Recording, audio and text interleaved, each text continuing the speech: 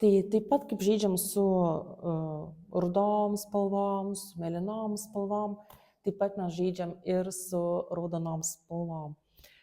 Principas yra koksai, kad jeigu mes maišom tą pačią giminę su tą pačią giminę, raudoną su raudona, ar ne, tai niekada jūs neužteršite, jinai nepasidarys purvina. Bet jeigu įdėsite tik lašelį priešingos spalvos, spalva praras savo energiją ir tarsi tokia taps labiau nurimusi ir nusodinta. Tai mes per tonalumą galime laisvai tai žaisti. Ir turiu dabar išsispaudusi madžentos spalvos, vermilijono raudono, kadmio raudono, dar galvoju, kokią čia daro. Cinavario raudona labai graži spalva. Tokia jau, kaip matote, tarp madžentos ir kadmio. Ir prie citrinos geltonos dar išspausiu kadmio šviesę. Skirtumas yra tik tai šilumos ir šalčio santykyje tų atspalvių. Dar galima išspausti ir kraplako raudonos, nebus iš tokių tamsesnių, šaltesnių spalvų. Ir kol kas tiek. Spalvas aš mėgstu laikyti dėžutėse pagal spalvą. Raudonos, mėlynos, žalios, violetai ir taip toliau. Taigi, raudona spalva, jeigu vėlgi reikia, aišku, būtinai įsipilti skiediklio, nepamirštam ir labai džiaugiuosi, kad yra indelis išvalytas. Tai spalva iš karto žinau, kad neužsiterš ir aš esu saugi šiuo klausimu. Taigi, paimkim kraplako spalvą. Kas tai per spalva? Kraplako spalva yra labai graži.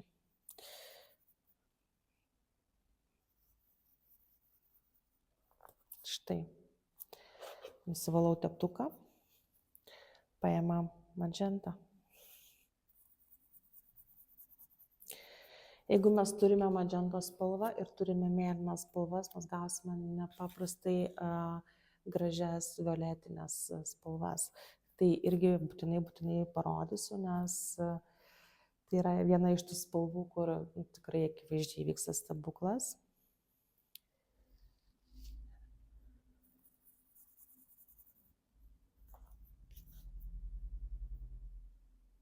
Tai va. Ir jau akivaizdžiai matosi, kurios yra šiltos spalvos, kurios yra šaltos. Ir jeigu aš jas sumaišau visas tarpusavės, štai galiu tiesiog paimti ir viską išmaišyti. Žiūrėkit, gausiu labai nuostabią raudoną spalvą, kurią galiu drąsiai į ją įmaišyti geltonos. Ir dar daugiau geltonos. Ir dar daugiau geltonos, jeigu norėsiu. Kas atsitinka, jeigu į raudoną spalvą įmaišysime taško žalios arba tašką mėlynos? Tai ta ryški, kurią man čia paimti, gerai. Visiškai ant teptuko galo, labai nedaug.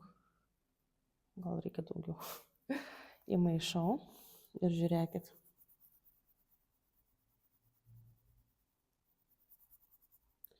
Spalva iš karto yra pilkesnė. Išsivalau teptuką ir norėčiau jums parodyti, kas vyksta įmaišius baltos.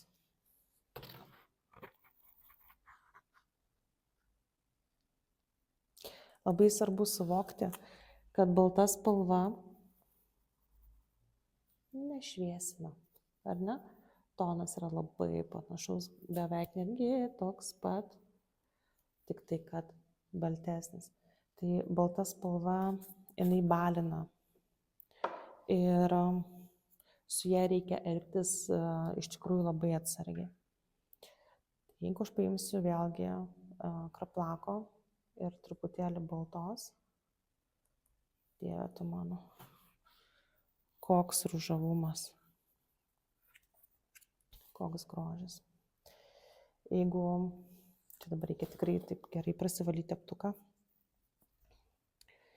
kad neužsiterštų ir spalva matytųsi. Jeigu paimsiu magentos ir paimsiu tašką baltos, pažiūrėkit, ta prasme, kosmosas. Turint daugiau skiediklio, mes irgi galim varijuoti per šviečiamumą drobės, ar ne? Bet nepaprastai graži sintetinė spalva, magenta ir balta. Jeigu paimsime cinabrio raudoną ir į ją įdėsime baltos spalvos, my God, kaip gražu. Tiesiog labai. Ir akivaizdžiai matome, kuri yra šaltesnė, kuri yra šiltesnė. Ir vėlgi, kaip man patinka žaisti. Jeigu paimsim vėlgi magentos su balta ir uždėsime ant šitos spalvos. Ir pratepsime gal šičia ir vėl čia. Ir taip nematomai kažkur praeisim. Žiūrėkit, kiek gražus, subtilus atspalviai dėliojasi. Nuostabu. Ir kadangi jau mes čia eitam į tokius tarsi violetinius, tai kodėlgi nebeparodžiusiu jums, kaip ta violetinė spalva gaminasi. Taigi, jeigu aš turiu magentą, ar ne? Nuostabiąją magentą.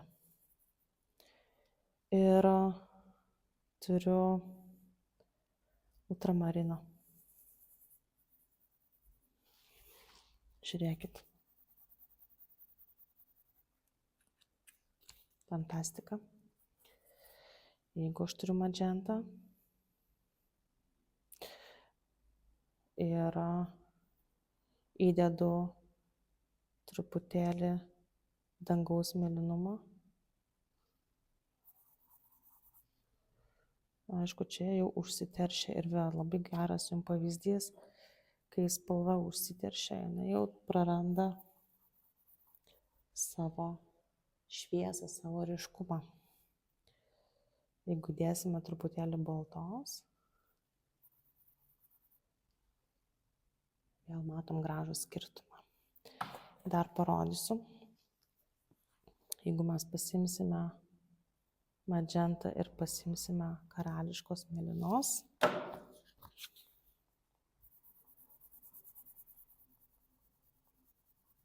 Vėl kažkokia spalva iš kosminės planetos atkeliausi. Tai jo, kiek mes turėsime mėlynų spalvų ir kiek turėsime magentos. Dar paimsiu prūsų mėlyną ir paimsiu magentos. Iš viso fantastiška, dar kitokia, tarsi violetinė spalva. Ar jinai yra tikrai violetinė, galim patikrinti įdėję baltos spalvos. Pažiūrėkit, kaip gražu. Dar daugiau, prašom.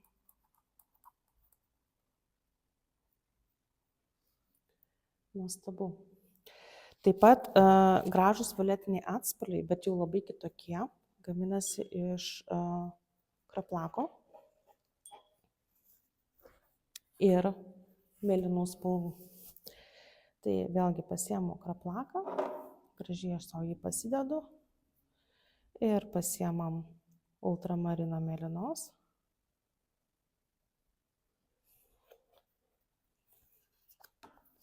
Ir dedam čia šalia. Visai kitokia spalva. Bet neginčiamai jinai eina į violetinių spalvų sąstatą. Ir taip toliau galim šviesinti su karališka mėlyna. O Dieve, kokia gera spalva. Bet kadangi jau įsimaišo šiltesnė spalva, magenta yra tokia labai šalta. Violetinės spalvos tarsi slopsta, jos tarsi įgauna tokio pilkesnio atspalvio, bet tai yra labai gražu, nes vėlgi ant jos uždėjęs kažkokios gražios spalvos iš paletės, spalvos tiesiog atgyja. Ir tapyba tai yra derinimas spalvos, žiūrėjimas į santykius ir būtinai ieškojimas šaltos spalvos santykio. Nepamirštam niekada, kad tapyboje turi būti šilta, šalta, šilta, šalta, šilta, šalta. Tada kiekvienas santykis spalvinis, jisai labai gražiai skambės. Taigi, ačiū už dėmesį ir vėl kviečiu tiesiog savo ramiai namuose eksperimentuoti ir žiūrėti ir stebėtis. Dar truputėlį, momenčiuką aš turiu šiltos spalvos. Ir jeigu aš įdėsiu šiltą atspalvą, tiesiog noriu parodyti, kaip iš karto spalva kinta. Ir kaip jinai atrodo čia, ir kaip jinai atrodo čia, jau yra visai kitas santykis. Ir į tą spalvą vėl dėjau šiltos spalvos ir žiūrėkit, gražu, bet eina į tarsi tokie vakaro, sidabro, šilto, kažkokios saulė jau nusileido, o jūs dar laukite kažko jūros kranto. Kažkokia nuotaika, ar ne? Nes spalva tai yra kodas, tai yra ženklas ir tai yra, tikrai nesuklysiu sakydama, emocija. Per koloritą mes kalbame, o žiūrovas per spalvą labai gerai pagauna, ką jūs norėsite pasakyti su ta spalva, bet iki pokalbio spalviniai kalboj reikia daug praktikos ir treniruotis. Tad linkiu neišsigąsti, linkiu eksperimentuoti ir žaisti ir visada pajungti savo smalsumą, o kas bus, jeigu įmaišysi tos spalvos, kitos, trečios, penktos. Tai ačiū už dėmesį. Iki.